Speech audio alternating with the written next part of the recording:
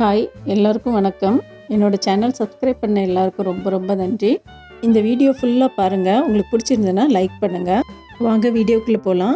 Butter garlic chicken பண்ணுறதுக்கு நான் ஒரு 450 கிராம் போன்லெஸ் சிக்கனை இந்த மாதிரி குட்டி குட்டி பீஸாக கட் பண்ணி வச்சுருக்கிறேன். ஒரு 3/4 டீஸ்பூன் பெப்பர் போட்டிருக்கேன். 1 டீஸ்பூன் உப்பு போட்டுட்டு நல்லா மிக்ஸ் பண்ணி ஒரு 20 நிமிஷம் ஊற வச்சுக்கலாம்.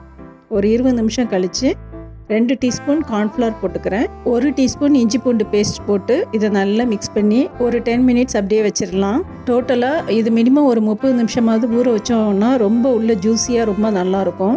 ஒரு 10 மினிட்ஸ் கழித்து ஒரு பேன் அடுப்பில் வச்சுருக்கிறேன். ஒரு 2 டேபிள் ஸ்பூன் எண்ணெய் ஊற்றிட்டு அதில் நம்ம ஒவ்வொரு பீஸாக இந்த மாதிரி ஊற வச்சுருக்கிற சிக்கனை போட்டு ஃப்ரை பண்ணி எடுத்துக்கலாம்.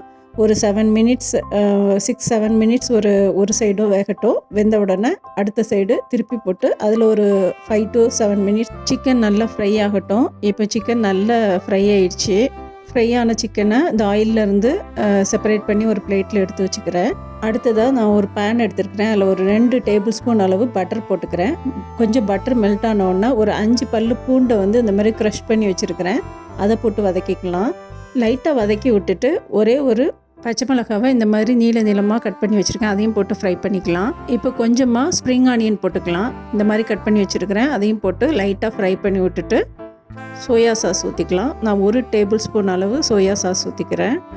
சோயா சாஸ் ஊற்றி ஒரு 2 நிமிஷம் இந்த மாதிரி மிக்ஸ் பண்ணி விட்டுட்டு 1 டேபிள் ஸ்பூன் அளவு கார்ன்ஃப்ளவர் எடுத்துருக்கிறேன். அதை கொஞ்சமாக தண்ணி விட்டு நல்லா கட்டி இல்லாமல் நல்லா மிக்ஸ் பண்ணி கார்ன்ஃப்ளவர் தண்ணியும் இது கூட ஆட் பண்ணிக்கலாம். ஒரு 2 நிமிஷத்தில் இந்த கார்ன்ஃப்ளவர் இந்த மாதிரி வெந்து வந்துடும். அதுக்கு பிறகு நம்ம பொரிச்சு வச்சுருக்கிற இந்த சிக்கனை இது கூட ஆட் பண்ணிக்கலாம். ஆட் பண்ணி நல்லா மிக்ஸ் பண்ணி விடுவோம். எல்லா இடமும் இந்த கார்லிக்கு பட்டர் கோட் ஆகிற மாதிரி ஒரு 2 to 3 மினிட்ஸ் நல்லா மிக்ஸ் பண்ணி விடுங்க. ஒரு 2 மினிட்ஸ் கழித்து நம்ம இப்போ ஒரு 3/4 டீஸ்பூன் பெப்பர் போட்டுக்கிறேன்.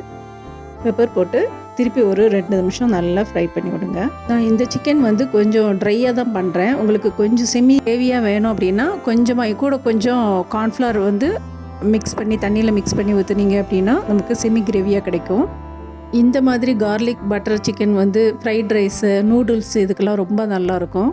ட்ரை பண்ணி பாருங்கள். இந்த வீடியோ பிடிச்சிருந்ததுன்னா லைக் பண்ணுங்கள், கமெண்ட் பண்ணுங்கள். இது வரைக்கும் என்னோட சேனல் சப்ஸ்கிரைப் பண்ணலைன்னா please subscribe my channel. Thank you for வாட்சிங். நன்றி, வணக்கம், பை, டேக் கேர்.